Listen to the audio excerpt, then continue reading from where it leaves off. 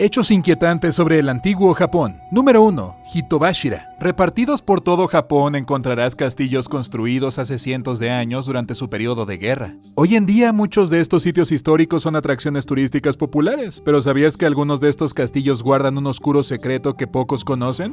Hitobashira, o pilar humano, era una forma de sacrificio humano en el antiguo Japón que implicaba enterrar vivas a las personas dentro de los cimientos de edificios importantes. La idea era que estos sacrificios apaciguaran a los dioses y alejaran a los espíritus malignos. Específicamente para los castillos se usó el Hitobashira porque se decía que el espíritu del sacrificado cuidaría la estructura de desastres como inundaciones, terremotos y ataques enemigos. Imagínate ser elegido para esto. Sería como trabajar horas extras por una eternidad sin pago. Ahora que lo pienso, eso suena bastante japonés en realidad.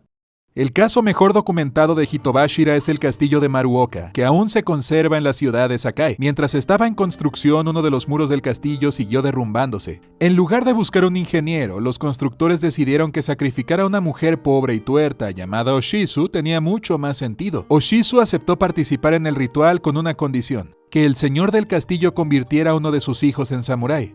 El señor estuvo de acuerdo y con eso ella se quedó en posición mientras lentamente se amontonaban piedras a su alrededor, hasta que murió aplastada dejando atrás a sus dos hijos. Sorprendentemente, Oshizu parecía ser exactamente lo que les faltaba a los constructores y la construcción se completó en 1576. Podía descansar en paz sabiendo que al menos uno de sus hijos tendría una vida mucho mejor como samurái.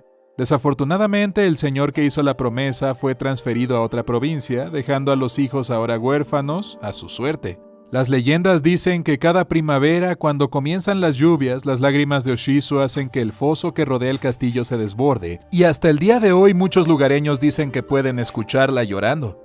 Número 2. Shimogoe. Si pensabas que hacer abono para el jardín de tu casa era intenso, no tiene nada que ver con el Shimogoe. Imagínate estar viviendo en el Japón Edo. Tienes una pequeña y bonita granja, pero tus cultivos necesitan desesperadamente fertilizante. No había Home Depot hace 200 años, así que compras la mejor opción, la caca de tu vecino. En el antiguo Japón, los granjeros llevaron la agricultura a un nivel completamente nuevo y usaron desperdicios humanos como fertilizante. En el No-Gyu Senshu, un compendio agrícola de 1697, el autor afirma: el granjero superior valora la caca como valora el oro. Los agricultores de los alrededores de Edo eran los mayores usuarios de Shimogoe, pues sus granjas producían todo el alimento para la creciente ciudad. Y la mejor fuente de este fertilizante eran los propietarios de Edo, dueños de apartamentos llamados Nagaya. Estos edificios tenían pequeños dormitorios y todos los residentes compartían un baño para que pudieras obtener toda la caca que necesitaras en una sola parada. Por supuesto, los caseros amaron este acuerdo con los agricultores, ya que vender la caca de sus inquilinos era un ingreso fácil. Literalmente estaban convirtiendo la caca en oro. Lo cual es muy loco para estos propietarios. Vender la caca de sus inquilinos era más rentable que los alquileres que cobraban. Igual que todas las modas, había diferentes grados de Shimogoe. Y si querías lo mejor, la mejor caca provenía de las casas de los señores.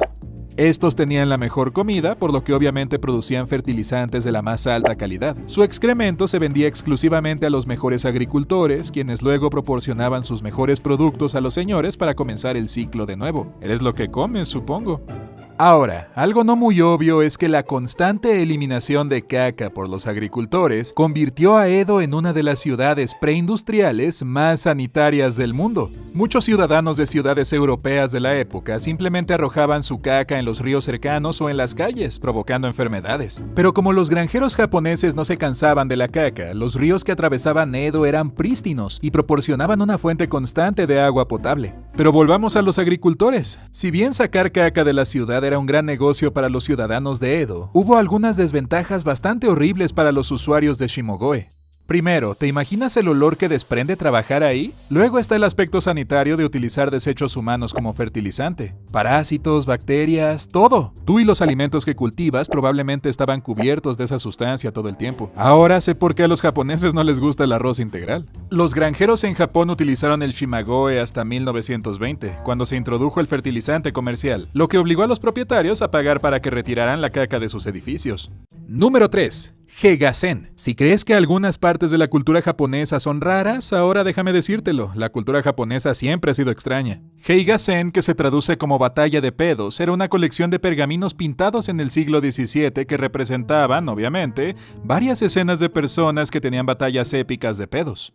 En lugar de hablar de ello, permítanme mostrarles algunos de estos pergaminos. Aquí hay uno que parece representar una especie de batalla de Dragon Ball, donde dos hombres utilizan sus pedos para lanzar a un anciano al aire, pero son contrarrestados por otro que usa su pedo para lanzarles un gato. Aquí hay uno que representa un ataque furtivo con un tipo pedorro a través de una pared al estilo Kool-Aid Man para atacar a dos personas que se esconden detrás de ella. Aquí hay uno que parece una guerra de pandillas, pero una de ellas descubrió que pueden usar ventiladores para devolverles los pedos a sus enemigos. Y por último, dos mujeres desnudas se pedorrean juntas para eliminar a un señor opresivo. Hay algunas teorías de que estas obras de arte fueron un comentario social de la intrusión de occidentales en Japón. Pero vamos, mira estas cosas, realmente no creo que esto sea lo que estaba pasando aquí. Número 4. Samurai Shudo. A menudo pensamos en los samuráis como estoicos maestros de la espada con un estricto código de honor. Y aunque los samuráis siguieron el código del Bushido, ¿sabías que también tenían otras prácticas que probablemente les harían ir a la cárcel hoy? Además del kendo y el aikido, los samuráis también practicaban el shudo, que puede parecer un arte marcial más, pero en realidad era el arte de amar. En concreto, el arte de amar a los niños pequeños. Shudo, o el camino de los jóvenes, era una relación entre un samurái experimentado y su joven aprendiz llamado wakashu. Los wakashu solían tener entre 10 y 11 años y los samuráis les enseñaban el arte de la espada, la disciplina y las artes marciales. Y a cambio el niño tendría que abrazar y besarse con su amo. En realidad era mucho peor que simplemente besarse. Si el chico estaba de acuerdo, su relación se formalizaría en un contrato de hermandad y se esperaba que los dos fueran amantes monógamos del shudo. Este contrato exigiría extrema lealtad dentro y fuera del dormitorio tanto para el samurái como para su aprendiz. Incluso se esperaba que se defendieran hasta la muerte si era necesario.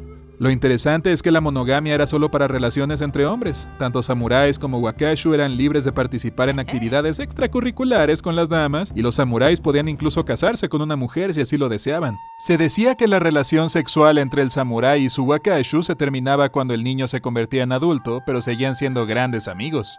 Supongo que tal vez la emoción se perdió cuando el bigote y la voz del wakashu entraron. Oiga, maestro, ¿quiere almorzar? ¿Qué pasa con tu voz? No lo sé. Hoy en día, si intentaras algo de esto, terminarías en prisión convirtiéndote en wakashu para algún presidiario. Pero el shudo era aceptado socialmente para convertirte en samurái. De hecho, todos los grandes samuráis de los que probablemente has escuchado hablar tenían wakashu. Oda Nobunaga, el primer gran unificador de Japón, tuvo uno llamado Mori Ranmaru. El tipo era tan despiadado que se ganó el apodo del rey demonio del sexto cielo. Se reía bajo las sábanas con su aprendiz menor de edad. Difícil de creer, pero es verdad. Número 5. Sokushinbutsu. Cuando escuchas la palabra budista, probablemente pienses en monjes pacíficos meditando en un monasterio remoto. Pero en el antiguo Japón, los budistas de este periodo eran un animal completamente diferente. En primer lugar, los budistas japoneses del siglo XVI practicaban su propia forma de shudo, en la que tenían relaciones íntimas con sus acólitos. Un erudito budista del siglo XVII escribió en defensa de estas relaciones: incluso los montañeses que cortan la maleza para recargarse han aprendido a disfrutar de la sombra de los árboles jóvenes. ¡Qué romántico! Pero eso no es todo lo que diferenciaba a los budistas del antiguo Japón. También eran feroces guerreros que no solo luchaban contra los samuráis, sino que también iban a la guerra contra ellos. Lo que comenzó como protestas cuando algunos templos sentían que el emperador estaba eligiendo favoritos, se convirtió en un combate entre budistas.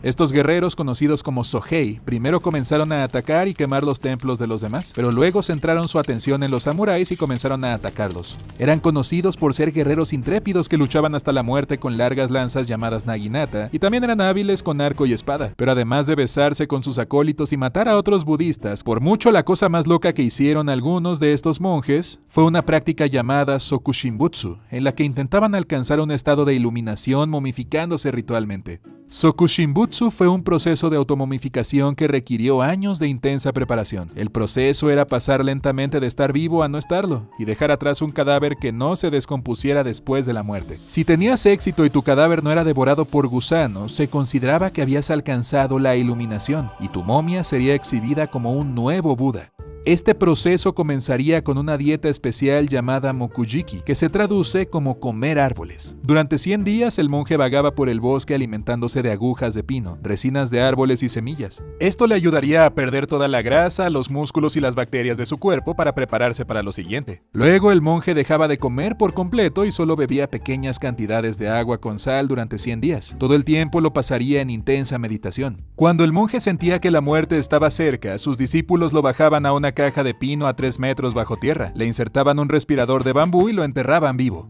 En total oscuridad, el monje continuaba su meditación y tocaba una campana en ciertos momentos durante el día para indicar que todavía estaba vivo. Cuando el zumbido cesaba, los discípulos del monje lo desenterraban para comprobar si realmente había fallecido. Le retiraban las vías respiratorias y volvían a sellar al monje. Después de haber pasado otros 1000 días, los discípulos controlarían al monje por última vez y si su cuerpo estaba libre de cualquier signo de descomposición, habría alcanzado la iluminación y luego sería exhibido como un Buda vivo, o supongo que no tan vivo. Todavía hay templos en el norte de Japón que exhiben los restos momificados de monjes exitosos en la actualidad. Sokushinbutsu se declaró ilegal en 1879, pero un último monje llamado Bukai lo intentó ilegalmente en 1903. Desafortunadamente, tal vez porque temían ser asociados con un crimen, sus discípulos nunca dieron el paso final para controlarlo, así que lo dejaron bajo tierra durante casi 60 años, hasta que fue descubierto por investigadores en 1961. Para su sorpresa, su cuerpo estaba perfectamente momificado y bien conservado, así que supongo que Bukai logró alcanzar la iluminación después de todo.